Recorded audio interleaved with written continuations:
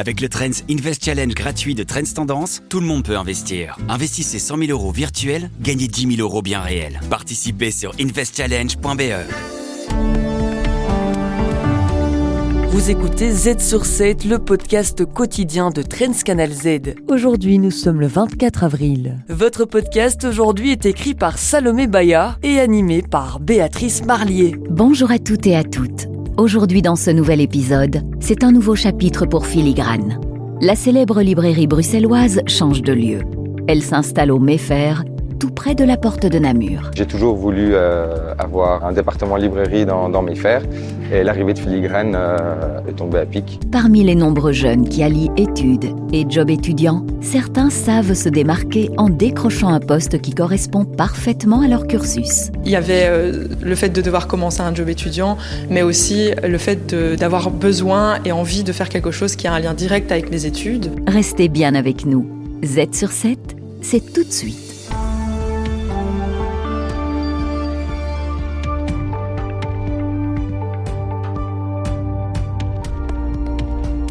Z sur 7 à la une.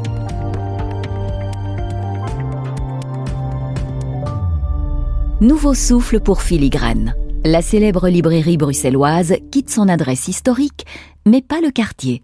Direction le concept store Mayfair, à 2 pas de la porte de Namur. 4 étages, plus de 3000 mètres carrés, où les livres partagent désormais l'espace avec la mode et le design. Le propriétaire du lieu a mis 305 000 € pour éviter la fermeture et investi 1,5 million d'euros pour intégrer la librairie à cet espace. Mehmet Sandurac, propriétaire de Mayfair et Filigrane. Mayfair, effectivement, doit être un lieu de voyage. On doit se sentir hors de la Belgique, on doit se sentir en vacances. Et j'ai toujours voulu avoir une librairie, un département librairie dans Mayfair. Et l'arrivée de Filigrane est tombée à pic. Ça nous permet de pouvoir le faire sans faire les erreurs d'un débutant. Après des années de pertes, Filigrane espère enfin repasser dans le vert. L'ancienne librairie accueillait jusqu'à 45 000 visiteurs par mois. Aujourd'hui, installée au cœur du concept store Mayfair, elle compte sur un trafic plus dense, attiré par la proximité des autres départements. Grégory Ancard, managing director de Filigrane. On a aussi négocié avec la plupart de nos fournisseurs pour revoir les conditions qui étaient d'application. Et pour couronner le tout, bien évidemment, il y a une partie du personnel qui a décidé de poursuivre l'aventure. C'est-à-dire que plus ou moins 22 libraires continuent à travailler pour nous et au total, on est une équipe de 27 personnes, ce qui est un effectif plus réduit que par le passé. À la nouvelle adresse, Filigrane voit plus grand. La librairie devient un lieu de vie, un pôle culturel à part entière. Un espace restauration est déjà en place, géré par un sous-traitant. Bientôt, des événements, des rencontres, des dédicaces. Et à l'horizon, un rooftop en projet pour élargir encore l'expérience. Il y a des réflexions qui sont en cours pour ouvrir un nouvel espace. Il faut savoir aussi que le prix du livre est unique. Et donc, on pense aussi qu'au niveau du site internet, il y a possibilité de développer les ventes pour attirer cette clientèle qui actuellement va probablement sur des plateformes américaines et qui pourrait se diriger vers un libraire indépendant comme les Filigranes. Mayfair affiche ses ambitions. Le concept store vise un chiffre d'affaires de 15 millions d'euros cette année et espère 5 millions de plus l'an prochain.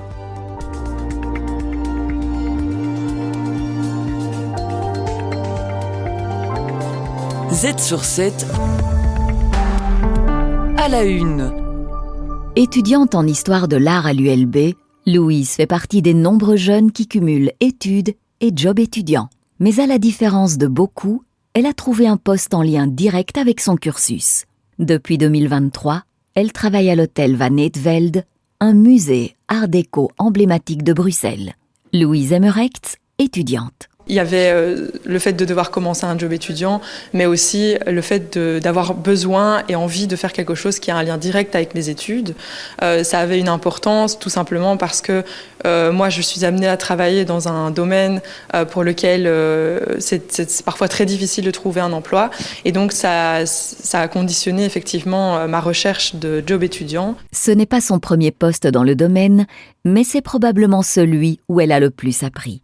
Louise est aujourd'hui en contrat à mi-temps dans ce musée bruxellois. 2 ans d'expérience qui ont largement renforcé ses compétences sur le terrain. J'apprends du coup des subtilités du métier que j'ai pas apprises en auditoire. Là, je suis à la fin de mes études, donc je peux le dire, je n'ai pas appris le métier concrètement, surtout dans les études universitaires. On apprend beaucoup, c'est très théorique, c'est très cadré, c'est très académique, donc on apprend à faire de la recherche, mais tout le monde qui fait des études universitaires ne se destine pas à la recherche. Moi, j'étais plus dans le concret. Les étudiants ne se limitent plus au job d'été. D'après une enquête du cabinet Robert Half, ils sont de plus en plus nombreux à travailler toute l'année et souvent dans leur domaine d'études. Une évolution facilitée par la législation. Depuis le début de l'année, ils peuvent prester jusqu'à 650 heures par an. Un coup de pouce pour concilier job et études. Marie-Claire Hollislager chez Robert Half. C'est pas juste gagner de l'argent, travailler vite et éventuellement dépenser cet argent le plus vite possible. C'est vraiment déjà une base pour chercher un métier. C'est une base pour avoir des connexions. On peut pas non plus oublier la force d'avoir un CV qui est plus spécifique dans un certain domaine. Est-ce que ces heures sur le terrain feront la différence plus tard ? Il est encore trop tôt pour le dire. Mais pour cette étudiante, le calcul est vite fait. J'ai déjà des employeurs qui m'ont dit être impressionnés par mon CV, la qualité de mon CV. Donc j'ai l'impression, oui, de partir avec une longueur d'avance, surtout que ça arrive souvent des étudiantes qui ne trouvent pas de job dans leur domaine d'études, dans des choses qui n'ont pas de lien direct. Et donc parfois ils sont amenés à poursuivre ces jobs-là dans le futur. L'idéal pour Louise, continuer à travailler à l'hôtel Van Edveld après ses études. Même si l'avenir en décide autrement, elle garde confiance. Grâce à ses nombreux jobs dans la culture, elle sait que d'autres opportunités s'ouvriront à elle. Z sur 7 à la une de Trends Tendance. Le magazine Trends Tendance mène l'enquête, un journaliste en dévoile les coulisses.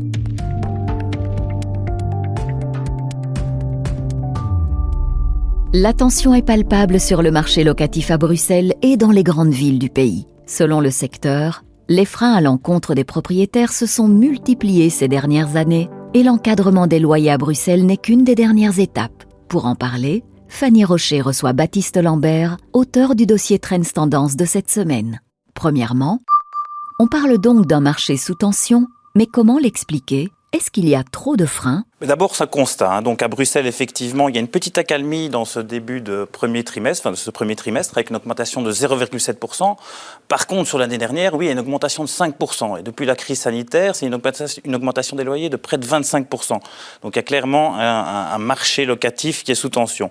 En Wallonie, on est sur une tendance similaire l'année dernière. Par exemple, pour vous donner une idée, pour un bien, tout type de bien confondu, on est sur 800 € en Wallonie. On est à 1300 € à Bruxelles. À Bruxelles, c'est surtout les maisons de façade qui ont augmenté. En Wallonie, surtout les appartements dans les grandes villes. Deuxièmement, malgré l'absence de gouvernement bruxellois, nous n'avons pas empêché cette activation du mécanisme de régulation des loyers. D'abord, c'est ce que nous dit le secteur. Il y a une série de freins ces dernières années qui ont freiné l'offre, qui ont bridé l'offre. Alors, cela décourage quelque part les propriétaires qui peuvent décider d'investir leur argent ailleurs, moins de complications, peut-être en bourse. Note qu'en ce moment, c'est un peu compliqué aussi. Oui, c'est un peu compliqué aussi. Mais voilà, il y a une série de freins, et vous l'avez évoqué. Il y a cet encadrement des loyers à Bruxelles. Ouais. Alors pourquoi c'est important ? Effectivement, ça a été décidé sans gouvernement, au Parlement, avec une série de partis plutôt à gauche. Alors en bref, qu'est-ce qu'elle dit cette ordonnance ? Elle considère un loyer comme abusif s'il dépasse de 20% une certaine grille des loyers. Seulement les propriétaires, eux, disent, et les syndicats de propriétaires, ok, mais cette grille des loyers, elle n'est plus du tout à jour. Et c'est vrai, elle n'a plus été mise à jour depuis 2021, c'était au tout début de la crise inflationniste. Mais on peut penser aussi au changement de mesure sur les primes énergie. Voilà, il y a sur un saut d'index, par exemple, des loyers. C'est toute une série de freins qui bloquent finalement l'offre et la demande. L'offre est bridée. La demande, par contre, continue à être en hausse. Les prix augmentent. Troisièmement, Baptiste Lambert a poussé son enquête et a été voir comment cela se passait dans d'autres villes comme Paris, par exemple. Qu'en ressort-il ? C'est des expériences assez mitigées. En fait, ça dépend de pas mal de critères. Il y a surtout le critère donc, démographique que j'évoquais. Dans une grande ville, si la démographie pousse, évidemment, c'est plus compliqué. Il y a aussi la disponibilité de logements publics qui permet une bonne rotation entre les différents acteurs. À Paris, c'est une expérience assez mitigée. Ça a baissé les loyers, mais il y a toute une partie qui est en dehors de la baisse des loyers. Pourquoi ? Parce qu'il n'y a pas assez de contrôle et pas assez de sanctions. À Berlin, ça a diminué les prix pendant, on va dire, à court terme. À moyen terme, ça a mis des tensions sur le marché de l'offre. Finalement, la décision a été cassée par la Cour constitutionnelle, ça n'existe plus. À Buenos Aires, c'est vraiment la tension la plus extrême. Tout un marché parallèle qui s'est créé, ça a fait bondir les loyers. Finalement, cet article introduit le supplément de cette semaine. Ce supplément est sur le guide immobilier avec comme question « Où investir aujourd'hui ?» Alors justement, que pouvons-nous y trouver ? Bien, voilà, comme vous l'avez indiqué, c'est l'état du marché, donc avec une certaine reprise, ce début de 2025, où il y a la baisse des taux, évidemment, la baisse des taux d'intérêt des banques centrales. Il y a aussi cette diminution des droits d'enregistrement à 3% en Wallonie, qui booste un petit peu le marché. Vous retrouverez vraiment, commune par commune même, tous les enseignements, tous les bons plans à retrouver dans ce supplément de 100 pages. Les meilleurs experts boursiers vous proposent des analyses des marchés internationaux, des conseils avisés et les dernières tendances économiques. Z sur 7, expert boursier. Pour terminer cet épisode, un détour par la bourse. Le marché du luxe, un secteur en constante évolution. Thomas Leclerc de la banque Degroof Petercam en parle à Fanny Rocher avec un focus sur l'état actuel et les perspectives pour 2025. Alors oui, si on reprend un peu l'historique des dernières années, on est sur une période assez atypique. Lors de la période 2020-2023, on a vraiment eu un boom en fait après le Covid. Les épargnants, lors des lockdowns, ont pu épargner un peu plus et donc ont pu, lors de la réouverture des économies, finalement se faire plaisir et acheter des produits de luxe. On a eu aussi ce début de l'inflation lors de cette période où les marques de luxe en ont aussi profité pour augmenter leur prix de manière significative. Si on prend l'exemple, par exemple, d'un sac Chanel, il a quasi doublé de prix entre avant le Covid et 2022. Donc, ça a servi à gonfler la croissance, améliorer également les profits de ces boîtes. Depuis fin 2023, on observe plutôt une sorte d'essoufflement sur le secteur. L'inflation, la hausse des taux et la volatilité finalement des marchés ont joué. Les clients ont été plus prudents et plus sensibles au prix, ce qui a joué sur l'état du secteur général. 2025 devait être une année de rebond. On se demande alors si c'est vraiment le cas. Ah oui, c'était l'espoir début 2025. Les prévisions étaient assez optimistes. On attendait près de 5% de hausse en termes de ventes sur l'année 2025. D'autant plus que les résultats du dernier trimestre 2024 ont été plutôt bons dans l'ensemble. Seulement, on a eu des événements qui ont tout à fait changé la donne depuis le début d'année. Les révisions ont été revues très fortement à la baisse et on s'attend plutôt aujourd'hui, si on écoute les analystes, à moins 2% en termes de ventes sur l'année. Alors c'est forcément lié au climat géopolitique. Les tensions commerciales de Trump avec le reste du monde, particulièrement la Chine, ont eu leur impact. Justement, la Chine, ce n'est plus le moteur de croissance que nous avons connu pour le secteur. Alors oui, la Chine, on a observé en Chine une reprise post-Covid assez décevante.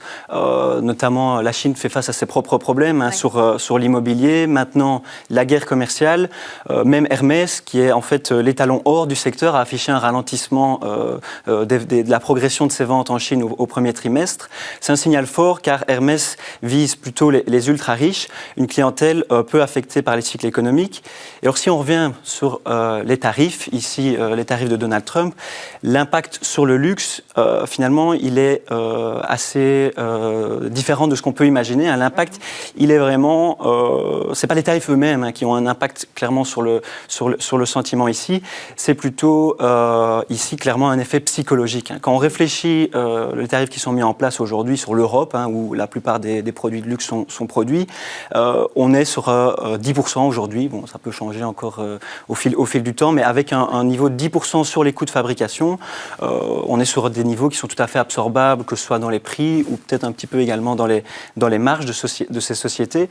Ce qui fait vraiment mal, comme je disais, c'est l'aspect psychologique. Le luxe est très clairement lié à la confiance et un climat instable comme on vit actuellement depuis le début de l'année rend le consommateur un peu plus prudent. Beaucoup se demandent alors comment qualifier l'état actuel du secteur du luxe. Alors, pour terminer ici, je pense qu'on peut parler clairement d'une période de transition après certaines années exceptionnelles. Donc on ne peut pas parler d'une crise, je pense, mais plutôt d'un ralentissement actuellement, qui est lié au contexte d'incertitude économique qu'on vit. Beaucoup de dépendance finalement à la macro, c'est assez difficile à anticiper. Par contre, on note aussi cette dynamique assez contrastée entre les marques. Certains résistent mieux que d'autres. Je citais notamment Hermès, on peut les comparer peut-être à LVMH ou à Kering, qui souffrent un peu plus en ce moment. Je pense qu'on va devoir attendre encore un peu avant de voir un vrai redémarrage, probablement une accalmie au niveau géopolitique et une amélioration du sentiment des consommateurs. Merci pour votre tour de l'actualité journalier, merci à vous pour votre fidélité. Et demain matin, nous serons de nouveau à votre écoute. À quoi va servir cet épisode, Béatrice ? Et oui, ça y est, c'est la fin pour aujourd'hui. Mais demain, nous revenons avec toutes vos analyses économiques et les dernières infos à ne pas manquer. Merci pour votre fidélité et à demain.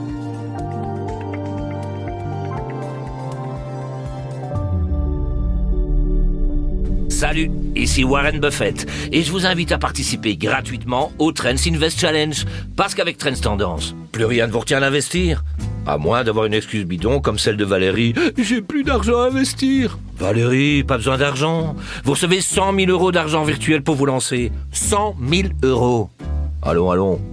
Le Trends Invest Challenge de Trends Tendance. Investissez de l'argent virtuel, gagnez des prix bien réels. Participez sur investchallenge.be.